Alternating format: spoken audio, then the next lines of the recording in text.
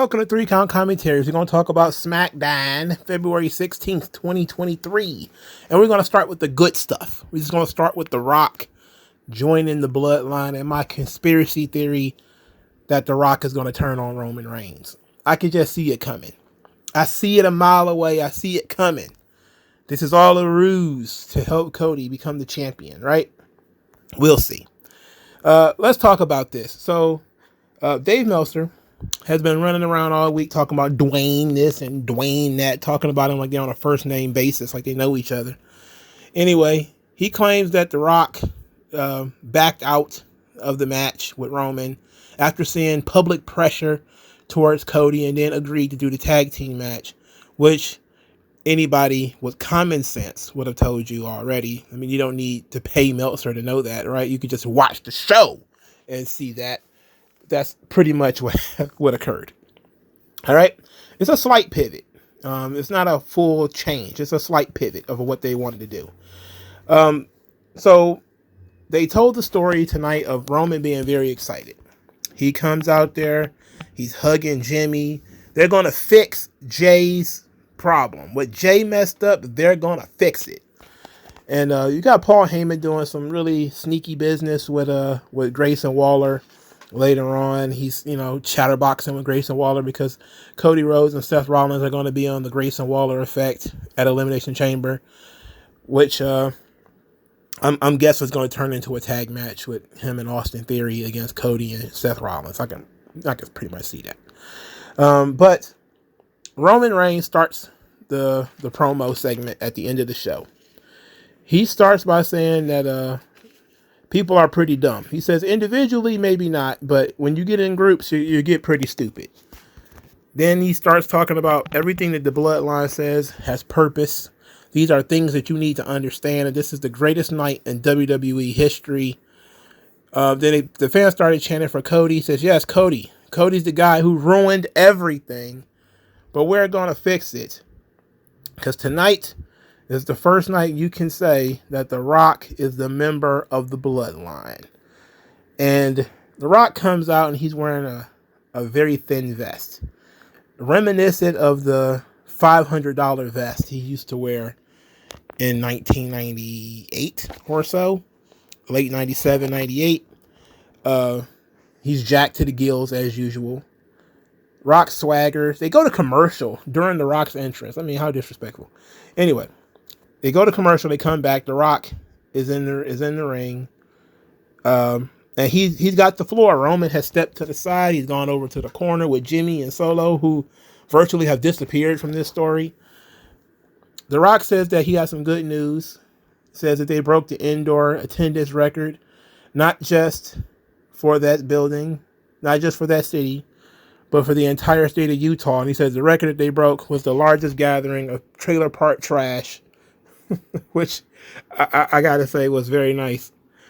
Then he says that he has a story. He says you're going to have a story that you're going to tell your 50 wives. You got a story you could tell your 600 grandchildren, that you got to see greatness in the flesh. Then he goes on about how you had the biggest WrestleMania main event of all time in your hands and you ruined it. Then he started asking about what Cody's story is. He said, what's Cody's story? Roman beat Cody, my cousin, beat Cody last year. His story is that he wants a rematch. He said to apply that stupid logic to real sports, the 49ers just lost. They take their L like men and they move on.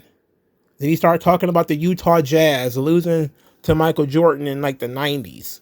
They took their L and they moved on. You don't get another shot at your story just because you want it. He then started talking about people sitting on the toilet, tweeting about we want Cody, that there were crybaby bitches. He's going to do everything in his power to make sure Cody Rhodes walks out of WrestleMania the same way he walked in, a loser. Then he says the Bloodline is the most powerful duo in WWE. And then if the Bloodline is cooking. Oh my goodness. This was interesting. This was very interesting. The Rock decided to go full nostalgia, put on the suit, the glasses, everything. Just go full nostalgia. Which seems very heavy-handed But considering this is heel Rock, you haven't seen this in a while. It's been a while since he's been the way that he is now. He still was able to master the audience, even though the audience has changed a little bit. The audience is a little bit more annoying than they used to be. They're whatting now. And that is the worst thing that has ever been invented in wrestling. That what chant, if I could go back in time and delete anything, it would be that what chant. It's the stupidest. It has ruined so many promos. It's ruined so many segments. It's hard to focus on anything with all of these whats. I can't believe 22 years, 22, 23 years we've been dealing with what chants. I cannot believe this is not gone yet. This stuff is like, it's like herpes. Which is crazy because The Rock mentioned herpes. That's probably why it was in my head. He's gonna smack herpes off somebody's lips, which was funny. But it's like it pops up and it's ugly and it ruins everything, and it becomes pretty clear that once it appears, there's no more fun to be had. You cannot finish a thought. You cannot finish a sentence without the what chants. It is diabolical, this brain worm that has been planted into the WWE, and it's specifically the WWE audience, because you don't really get this shit anywhere else. But let's move on. Anyway, I like The Rock's promo. I specifically like the part where he talked about Cody's story of wanting a rematch and wanting to try again. Saying that, the 49ers don't get to try again. The Utah Jazz don't get to try again. The problem with that is, the 49ers do get to try again. If they go through an entire season, win the NFC Championship again, and they have to get to play the Chiefs again, then they do get a rematch. That's the problem here. Cody went through the entire series, won the Royal Rumble, and he gets another shot. So it's not exactly a one-to-one comparison. But at the same time, he's a heel. He's saying you should have wanted the biggest WrestleMania main event of all time, but you ruined that. Now you want this Cody story, but this thing is stupid and it doesn't make sense and it doesn't work in real sports and all this kind of stuff. This is probably Nick Khan's doing. Nick Khan, we need a sports jab in there somewhere, because Nick Khan's a big sports guy. Again, I like The Rock's promo. I thought it was a good mixture of what he used to do and then also moving the story forward. You could tell he's trying not to outshine Roman. That's why they gave the Rock the whole ring by himself and just had Roman off to the side. At the same time, though, Roman was off to the side. And that's going to be some... That's going to rub some people the wrong way. That Roman, who has been the center of attention for 3 years, now has to sort of play the background a little bit so that The Rock can push things forward and push his angle forward with Cody. Now that is one of my questions is, why would you push so hard for The Rock and Cody to have a thing? They're not going to, I think they may have a tag team match, but they're not going to have like a singles match, which at this point, shit, we might as well have one, but, I like the promo, and I'm okay with Roman taking the back seat. Sometimes you do that. Sometimes you're at the front. Sometimes you're at the back. He cannot be in the back long term. And you probably want to question Roman playing the back seat during the road to WrestleMania, where he's the main event of, night 2. But this happens, it happened to Shawn Michaels when Mike Tyson showed up. It happens from time to time. Other people are more important, at least in that storyline, in that moment. It happened to The Miz when The Rock showed up. People are bigger stars. The angle that they're involved with is, I guess you could say, fresher, more energizing to the audience. Everybody's seen Roman before. Everybody knows Roman's shtick right now. So it's kind of like how we can get more of The Rock. And Roman can be there. He's already got all the heat he's going to get. But now it's all about how can we build up Cody? How can we build up this issue with The Rock? How can we build up this issue with Seth Rollins and all these guys? Make this thing more holistic and interesting. And you've already done everything you can do with Roman. You don't really need to establish Roman Reigns. He's already established. But he cannot continuously be off to the side. But I do like that he started the promo. He was by himself in the ring. And he owned the ring for the time that he was in it. And then when he was done saying whatever he had to say, he called the people stupid. He you know, had The Rock come out, and then he stepped aside and let The Rock do what he do. You know, but it also doesn't really hurt Roman because he's not the kind of guy who's around every week anyway. So when they are together, well, matter of fact, let me take that back a little bit because Roman's not on TV every week. Whenever him and The Rock are on screen together, if they're going to be sharing a screen, if Roman is off to the side every time, that is going to diminish him. So you may have to alternate. Like you may have to do some times where Roman is on screen and there's no Rock, and when there's a Rock, there's no Roman. I think that'd probably be a better way to make sure that either one of them really outshine the other. But I maintain that you've done what you can with Roman, and what you want is you want Roman and The Rock in the same scene. But you should want them to look like equals, you know, and not look like The Rock is taking over or chewing up too much. But I do agree that The Rock should be given him enough time to establish his angle in this, to establish his gripe, to establish him being a heel, and to tell the story that he wanted to tell, which is he wanted the Bloodline main event. So I think this was very effective in terms of why The Rock is doing what he's doing. Now, my conspiracy theory is that The Rock is going to end up helping Cody win the belt. Why do I think that? Well, it's because of all this stuff I've been talking about so far. Rock and Roman as a tag team has a very short shelf life for this very reason, that you don't want these two guys overshadowing each other. So what I'm guessing, and it probably won't be on night one if they have the tag team match. It probably won't be night one. It'll probably be night two, where The Rock is going to reveal that this was part of his plan all along. Him and Cody talked about this, you know, that he's going to destroy the Bloodline from the inside. He's going to get Roman to trust him, and he's going to betray him. He's going to, you know, it might just be that he beats up Jimmy and Solo and keeps them out.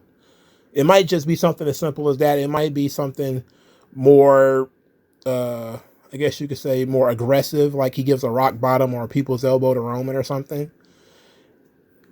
I wouldn't do that part. I would have Cody win the match on his own. But I can see that The Rock definitely wants to be the babyface in this situation. And Roman definitely wants to be the heel in this situation. Right now, they're both forced to be heels because Cody's involved. But once Cody's got the belt and he's gone, well, somebody's got to be the babyface. What good way to turn Rock babyface would be for him to help Cody win? And I don't think this thing with The Rock and Roman being the Bloodline lasts beyond WrestleMania. If this thing is still going on in May or, you know, heavens to Betsy in August when SummerSlam rolls around, I'd be surprised. You know, I'm not sure the shelf life of this thing is going to last that long. And it'll take some really meticulous booking in order to get it to work that long. So I'm going to guess that WrestleMania this thing is going to explode. And my way of viewing that is that The Rock is going to cost Roman Reigns the belt. You may question why. Why would he do that? Well, Roman's been running around for 3 years, calling himself the head of the table. You know, Roman's probably going to say something or do something during this 2 months that him and The Rock are going to be affiliated. It's probably going to offend The Rock or piss The Rock off. Or, again, this might be a whole thing where this was the plan all along, was to get Roman to trust The Rock, let his guard down, weasel underneath Roman and end up breaking the bloodline from the inside, which I think is the only way that you can destroy the bloodline is from the inside. And I actually pitched the bloodline falling apart from the inside last year because I thought when Cody lost that at this point we would see Roman fighting Solo or Roman fighting Jimmy again.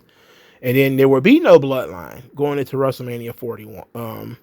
And that's how Cody would win. But they seem to have gone the opposite way, which is to add a member to the bloodline. But it could be a poison pill. It could be everything that Roman wants, which is his family, seemingly stronger than ever with him at the top. Instead, it's not all what it seems, And I definitely think that The Rock is going to turn on him. That'll be a huge pop, by the way. Just imagine the pop if, things, the ref gets bumped, Solo and Jimmy come out there and The Rock's already out there, or he comes running out there and then he fights those guys off, gives a rock bottom to Roman Reigns, or he betrays Roman Reigns, and that ends up costing Roman the title. A very Attitude Era finish. But I think it will work for all parties involved. I think that's the best option to get out of this situation and to actually get on the road to Roman versus The Rock. And you can set that up a year in advance, just like Cena and Rock. WrestleMania 41, the biggest WrestleMania of all time. Roman Reigns versus The Rock. They don't need the belt. You just need to announce it. Tell everybody it's going to happen. Tell everybody why The Rock did what he did. Because Roman Reigns has been calling himself the head of the table. Or The Rock is the real head of the table. The Rock is the real head of the family. Or whatever the case may be. In order to move this thing forward. This is not the last WrestleMania, clearly, right? This is just the most recent one. So The Rock has been talking about being a long gamer and all this kind of shit. If he's really a long gamer and he's really trying to get to Rock and Roman, he could work the rest of the year making sporadic appearances with the Bloodline. I think it would lose its intrigue, especially after WrestleMania, after the tag team match and everything. It'll lose its intrigue. I don't think this thing will have the same legs in September as it has now. So I think that you just go ahead and you break up The Rock and Roman in front of the biggest audience you'll possibly have. Roman's not going to be around for the rest of the year. There's never going to be a reason for him to be around for the rest of the year. Maybe you don't even give him a rematch against Cody. Cody gets the belt. He's gone.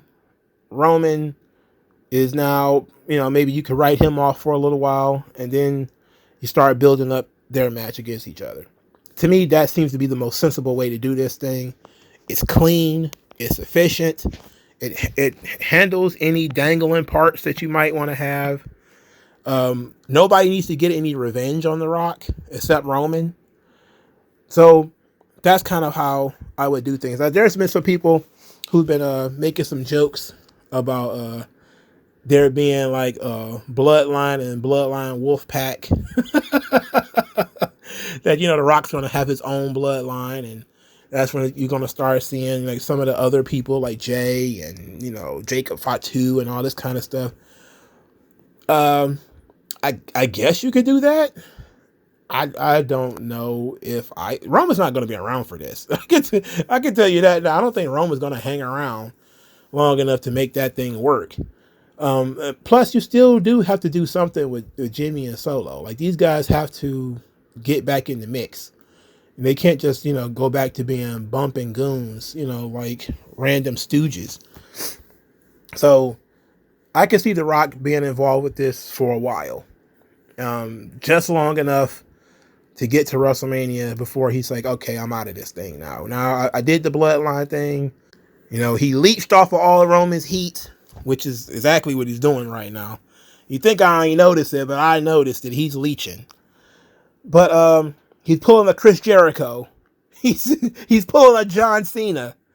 Roman spent all this time getting himself over, and now The Rock is like, yeah, now I'm in the Bloodline too. Anyway, This thing is not quite Hogan joining the NWO. I don't think it's going to have that kind of legs. I don't think The Rock is going to have that kind of dedication to it. But I think this thing can work and really be a strong angle going into April. But you got to break it up immediately. You know, I don't know how long you can go with this. Is The Rock going to start endorsing Jimmy and Solo and all those guys? Like, I don't know. He already thinks the Bloodline is a duo. It's 3 of those guys over there.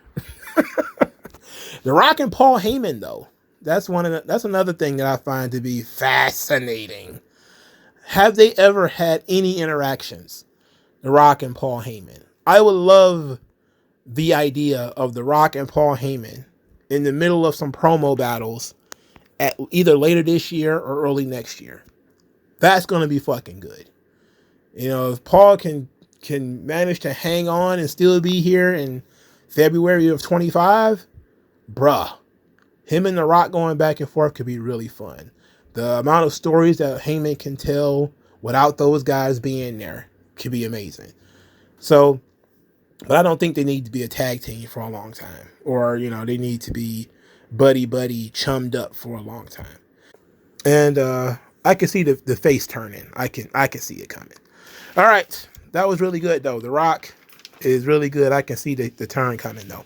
Let's get into this Elimination Chamber stuff, though. Let's talk about the women first. First, Zelina Vega takes the L to Tiffany Stratton. I am disappointed in their depiction of Tiffany Stratton. She's not gimmicked up. You know, usually when you introduce somebody, you do vignettes. Like I said before, you do some character work. She's been doing backstage promos, which is fine, I guess. But just think about, I hate to do this, think about if Vince had Tiffany Stratton. And I was talking about this on Twitter. She'd be wearing a big puffy fur coat. She'd have a little dog in a purse with her sunglasses and everything. She'd be super over the top with the gimmick. To tell people what it is, to show what it is. Triple H's idea of, you know, she's going to do backstage stuff, but it's I'm not feeling it. You know, I'm not feeling the loudness of the character. Needs to be a little bit louder, you know. Sometimes the character can be too loud. Tiffany Stratton needs to be turned up some more. Right now, she's just kind of like ditzy gymnast, you know, where you look at her, you don't think that much. But if you watch what she does, she's an incredible athlete. But how much of a stark difference would that be if she was kind of an airhead, kind of a Ritz, you know, ditz, or, you know, kind of like the like an idiot savant, Legally Blonde type. I think that's one of her favorite movies, like the Paris Hilton. But she's actually good at what she does, like a Goku from Dragon Ball, right? You don't think much of him, but you're like, whoa, holy shit, he's a physical marvel. He actually knows what he's doing in the ring. That would definitely create more angles for the character, because people would say, oh, she's really fucking good, but she acts like an idiot, you know, or she acts pretty generic and pretty stereotypical. But then she gets in the ring and she's a lot more than that, which is what the story they were trying to tell with Becky Lynch. But Triple H he's boring. He's a boring guy, man. He's terrible. Naomi defeated Alba Fire. Naomi has a new interest theme. They stole her name gimmick from TNA. For those of you who didn't watch TNA, Naomi's gimmick was, of course, her name is Trinity. And she would spell her name, and she would do like hand motions and stuff like that to go with her name. And she was doing it here too. So they went with the name Naomi. They got rid of her I'm Amazing theme, which I liked. I loved her theme. You could have just added the name spelling thing to it. I like her entrance, the glow, all of that stuff. That's not big on the theme song. I don't think I like the theme song that much. You know, it's kind of generic. It kind of sucks. Alba Fire is, if I remember correctly, I'm not sure which one of these girls is the one who's in Shotzi's spot. Is it Zelina or is it Alba Fire? Doesn't matter. As soon as I saw Alba Fire, I was like, this match could be interesting. You know, especially since Naomi just came from a work rate promotion. This could be interesting. And then I guess they went to commercial too many times, and I just kind of lost interest. So That rarely happens to me. Like, oh, I kind of want to watch this. I kind of want to see this. Oh, I didn't really pay attention to it. Naomi wins with her Starstruck finisher. So she's going to be in the Elimination Chamber. The women have a last chance battle royal. The men do not. Everybody seems to think that Jade Cargill is going to be in the women's Elimination Chamber match. No, I don't see that happening. Why put her in the match for her to lose? I don't get it. That seems kind of silly to me. Nick Aldis was backstage with Jade Cargill and Braun Breaker. Both of them had SmackDown contracts in front of them. When Tiffany Stratton busted in the room, said she didn't know how Elimination Chamber matches work. She said, "Which one do I pin first, you or you?" And I think one of the people she was talking to was Bianca Belair. I don't know who the other one was. So they keep having her bristle with Bianca Belair. So that seems to be her WrestleMania opponent. Jade Cargill got in her face and says, "You're not doing this during my business meeting," or something. So maybe Tiffany Stratton and somebody else against Bianca Belair and Jade Cargill. That could be the match at WrestleMania. Huge downgrade for Bianca. But it's fine for Jade. Unless they don't feel comfortable with Jade working solo for whatever reason. Having her come in and do the hot tags for Bianca could be amazing. That could be great. That could be a good way of really showing her out. And Tiffany Stratton definitely needs to be prioritized going into WrestleMania. I don't know if a tag team match is the best way to do it, but I guess it would depend on who the partner is and what the chemistry with that partner will be. If it's like Natalya or something like that, man, just throw it in the fucking bin. Also, Tiffany Stratton's character is from Minnesota. That doesn't seem like very glamorous. You would think that the character would be like Ted DiBiase or something, where she would have like a seasonal residence in, Orlando or Tallahassee or whatever, somewhere sunny. It's like she's from Minnesota. Like, Minnesota? Like, with all the Somalians and shit? Like, nah, come on. No way. Mini Somali? Haha. No. No. All right, let's move on to the men's Elimination Chamber match. Dirty Dominic Mysterio lost to Kevin Owens. Of course he did. On the other side, Logan Paul defeated The Miz. All right, so let's talk about Kevin Owens versus Dirty Dominic. I like Dominic. I don't like Kevin Owens. So there's just no two ways about it. The wrong guy won in my book. To me, Dominic has more upside than Kevin Owens. Triple H is a Kevin Owens guy, has been a Kevin Owens booster forever. The more he looks like a withered Muppet, the less I like him. Anyway, R-Truth came out there. For some reason, he still thought Kevin Owens was The Miz. And it was, oddly enough, when The Miz did come out there, there was no R-Truth. That's weird. Dominic Mysterio says that if R-Truth wanted to be in Judgment Day, he'd give him a chair. So R-Truth went and got a chair. Except he sat in the chair, and that distracted Dominic, calling Dominic to lose. Oh, God. Ugh, that sucked. Anyway. Next match, Logan Paul versus The Miz. Logan Paul is very good at wrestling. He's got his character down. He understands what he's doing.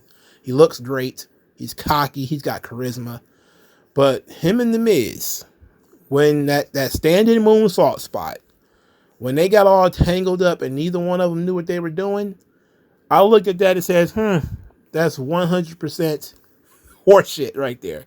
Like, I don't know what happened. It seemed like Logan Paul was trying to do a moonsault, but he was off. And he ended up landing on The Miz's legs. But it also seemed like The Miz was supposed to get his legs up. And he was supposed to roll Logan Paul up from the standing moonsault. But since Logan Paul didn't hit the moonsault, he had to roll him up in a different way. And Logan Paul, of course, probably is not prepared for what's happening. So they were just kind of flailing, the two of them, for like, I don't know, maybe 2 or 3 seconds. They looked a little lost. And I was like, this kind of where you remind yourself that Logan Paul does not have a lot of experience. Like, he's got everything, but then you have moments like that. And, it happens. No diss to Logan Paul, but that stunk up the joint. He ended up getting the brass knuckles from one of his stooges. The Miz beat him up, took him, threw him away. And then Logan Paul did punch The Miz in the face, knocked him out. And then I think he did some kind of belly-to-belly suplex or something like that and won the match. So Logan Paul, the United States champion, is going to be in the Elimination Chamber. That's fun. Kevin Owens been in the Elimination Chamber. Not fun. I live in a world where I know I'm going to get hanged by the IWC. I'm going to get lynched for saying this, but I'd much rather have Logan Paul in that match than Kevin Owens. I'd rather have pretty much anybody in that match rather than Kevin Owens. I'm waiting for people to start admitting that Kevin Owens is boring as fuck and really he adds almost no value to the wrestling product right now. Almost none. I'm ready for him to retire. I'm ready for him to go. I'm not even going to hold you up. I thought he was going to leave. What was this, 2 or 3 years ago when his contract ran out? I was hoping he was going to go to AEW.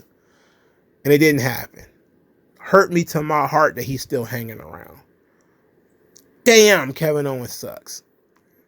He has not added anything to the product in 3 or 4 years. He's just been there. He's just there. Babyface, heel, just there. Just doing fucking nothing. You know?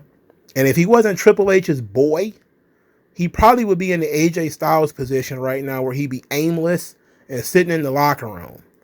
You know? Poor AJ Styles, by the way. You know, his new thing is he's arguing with the OC. He smacked Carl Anderson.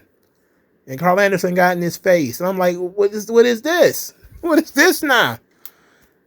No, we not emotionally attached to the OC, so why do we care that they're falling apart? Those two jabronis they're not even on TV. They've been hanging out with AJ Styles for 2 years. They're not even really on TV. How ridiculous is this? But they're trying to solidify AJ's turn. He doesn't talk to the OC anymore. He forgot where he came from. He smacked the shit out that bald-headed dummy. You big bald-headed idiot. Smacked the shit out that fool. Good. Carl Anderson sucks. All right. What didn't suck? Drew McIntyre, LA Knight. They have a confrontation. Drew McIntyre cuts promo. Talked about needing to win the Elimination Chamber, not just for himself, but for the WWE. LA Knight says that he's going to steal Drew McIntyre's moment. Drew McIntyre says that LA Knight is very entertaining, but he needs to start racking up some titles, or these people are going to turn on him. They're kind of fickle. LA Knight says, oh yeah, you know, you haven't done anything but cry since I came here. You ain't won nothing. You ain't been the champion of nothing. He also called Drew McIntyre an old timer, and he's 3 or 4 years older than Drew McIntyre. Nice. We're pulling a Hulk Hogan here. You know, Shawn Ricker is 41. LA Knight, 26. You feel me? He's 27. LA Knight's 27. Shawn Ricker might be 42 or whatever, but, you know, he might be a little long in the tooth. But LA Knight, forever young. I want to be forever young. Anyway, they're going to fight next week. It's going to be taped. I don't know who won. Don't ask. I have no idea. But I personally wouldn't have them working this match because they're wrestling in the Elimination Chamber next week. So whatever. I don't know, but I like the segment. Drew McIntyre is being very annoying to everybody.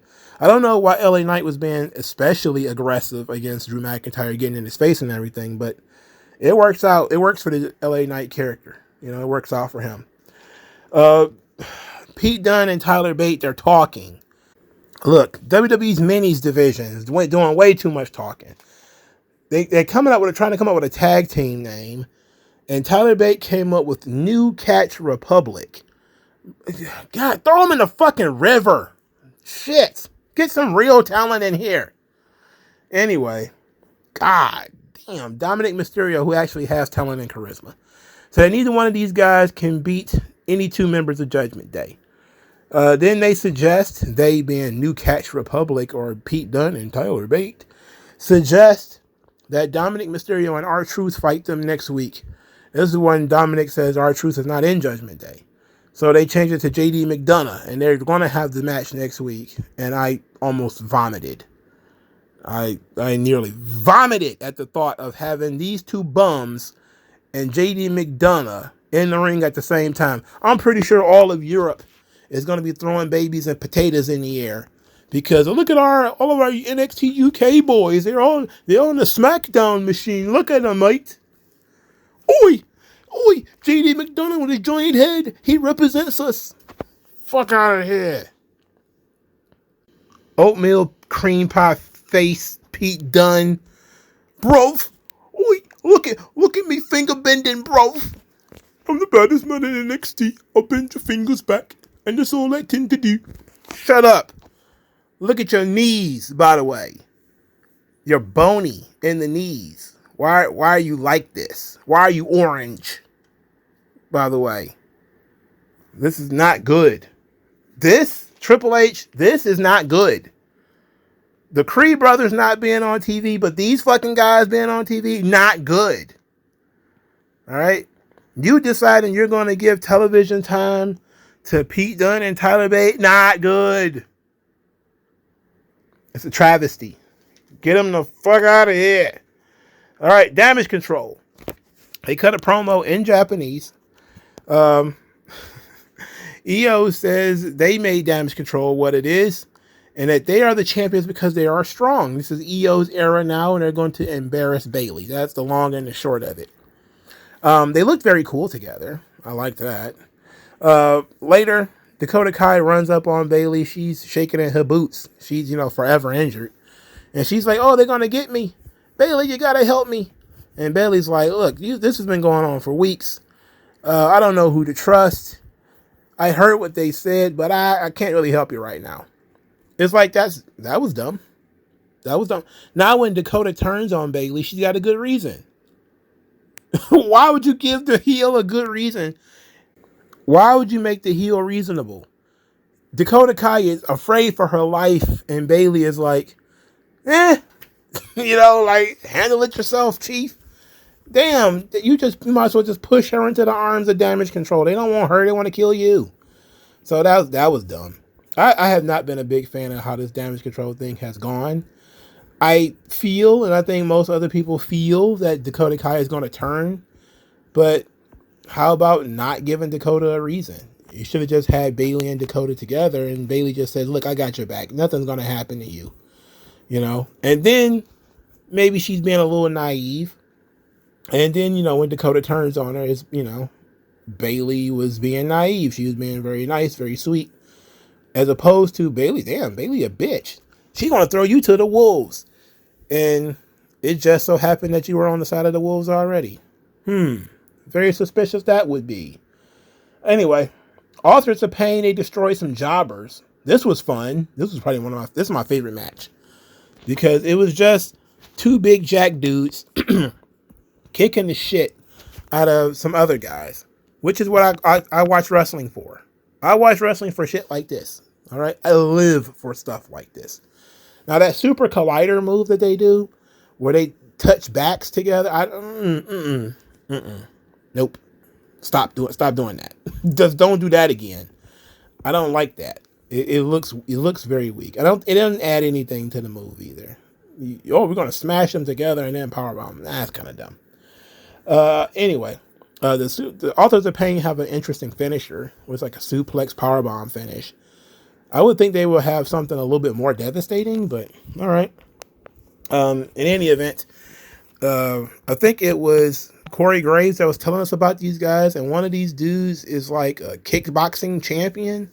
Like this big fat son of a bitch, he's a kickboxing champion. The dude big as a house. I don't even remember which one it is, but he's a big dude. What division was he in? Anyway, our boy Big Body Javi, NXT graduate, he got called up. I'm more interested in Big Body Javi being on this show than Tyler Bate and Pete Dunne. Those two guys are garbage. I'm not a big fan of the theme song for AOP, Karrion Kross, and all them. Not a huge fan of that. Yeah, I like Authors of Pain though, and as long as you keep doing like this and they just keep going and they're crushing smaller guys, I will forever be a fan. Stop doing a Super Collider, but everything else, I'm good. Get some small NXT guys to take some bumps. I like it. Keep going. Do that. And the final thing I guess we could talk about is Bron Breakker has been officially announced as a Smackdown talent. They immediately started talking about him being the son of Rick Steiner. They called They didn't say Rick Steiner by name because, Rick Steiner was in the middle of some stuff with a certain kind of person.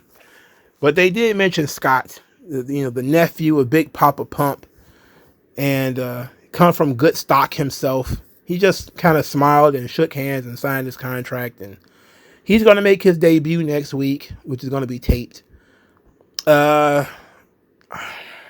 What? Everybody who has ever listened to me talk about NXT, I loves me some Braun Breaker. I really do. This kid has all the potential in the world, man. He could be where Roman Reigns is now. Braun Breaker could be there easily, but under Triple H, I don't see it. I don't see it. I just don't see it. I don't see it. Now, there's been a lot of hullabaloo about the name. Is he going to keep the name Braun Breaker? Or is he going to go with Braun Steiner? Going to go with Ron Steiner or, Rick Steiner Jr. or whatever, Scott Steiner II, whatever his name is going to be. I'm used to Braun Breaker. I like Braun Breaker. He made his name as Braun Breaker. Leave it as Braun Breaker.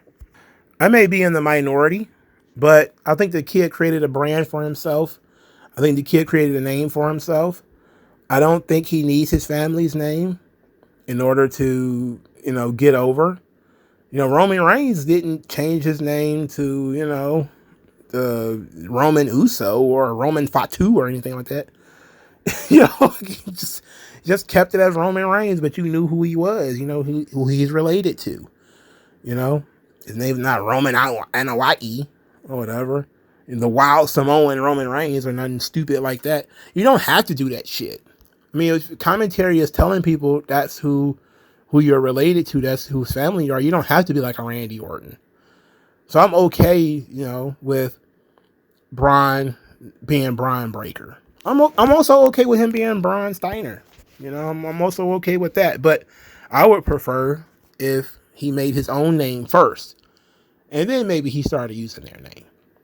Maybe after he wins a couple of world titles, then you start calling him Braun Steiner. But for now, I'm good with Braun Breaker. I like it. It's not the best, but at least it's original. At least it means something.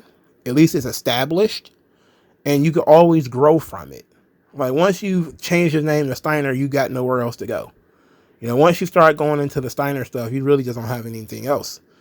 That's like Charlotte. He becomes like Charlotte at that point. As Braun Breaker, he could do whatever he wants because it's not him trading on his family name. He could do whatever he can be something different. There's going to be too much pressure for him to be like Scott, to be like Rick once he has the name. Oh, you're going to have the name. You might as well start doing the moves. He already does the moves. He's already doing the moves. But I think just acknowledging who his dad and his uncle are is enough. I don't think everybody needs to be named after their family members. I just don't think so. It's cool, but I'm okay with him being Braun Breaker too. I'm definitely concerned about his career. We should definitely be building up like a Austin Theory Braun Breaker NXT Championship match rather than both of these guys being mid-carders on SmackDown. And that's no good. That's no good. And I also don't like, and I'm going to complain about this a little bit, I don't like that they're calling up so many NXT talent because I'm not seeing any forward motion with them. I'm not thrilled about what they've done with the Creed brothers. I'm definitely unenthused about how they're treating Tiffany Stratton. She shouldn't even be in the Elimination Chamber match. She's not going to win. That's my perspective. Why is she in it if she's not going to win? She has too much potential for you to be treating her like fucking Alba Fire. Like she's a step above Alba Fire at this point. I'm not a huge fan of their introduction of Braun Breaker, or Carmelo Hayes was another one they brought up recently. They're not, well, even though he's, I guess, back on NXT now.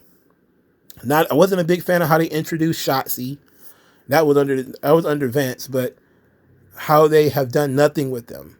There's been so many people, and I'd say this pretty much every week now, where I don't think Triple H truly gets how to best present the talent. Everybody who is giving rim jobs to Triple H over the booking of this show just hate Vince. You know, objectively looking, what he is doing is not as effective as what Vince was doing. You know, having these people on, this Tony Khan booking, have these people on TV, except for Tony Khan actually has people lose all the time. Having these people on TV numerous times without telling people who they are, without showing any vignettes, without delving into the characters, without, building a feud for them to work off of, you're definitely putting these people at a disadvantage. You know, you come out, oh, they're treating Braun Breaker like he's a big deal. How about a couple of vignettes showing who he really is? Let him finish up in NXT first. A couple of vignettes where he does a sit down. He gets to talk about who he is, where he comes from, yada, yada, yada. A couple of other little vignettes. And then you introduce him. And you introduce him with a storyline, with a path, with a purpose. Where there's somebody for him to fight, or somebody who wants to fight him, or somebody who can give him a fight, or he just steamrolls a couple of people for, a month or two. He gets the right back like push, maybe. It worked in NXT, didn't it? Vince came in and pushed Braun Breaker from day one, had him beat literally everybody for like 6 months, and now everybody's like, damn, that Braun Breaker kid, he's very fucking good. Imagine how that worked. He would still have been good anyway, even if he was doing mid-card stuff. But you're either going to smash the kid over, or you're going to put him in the middle of the pack.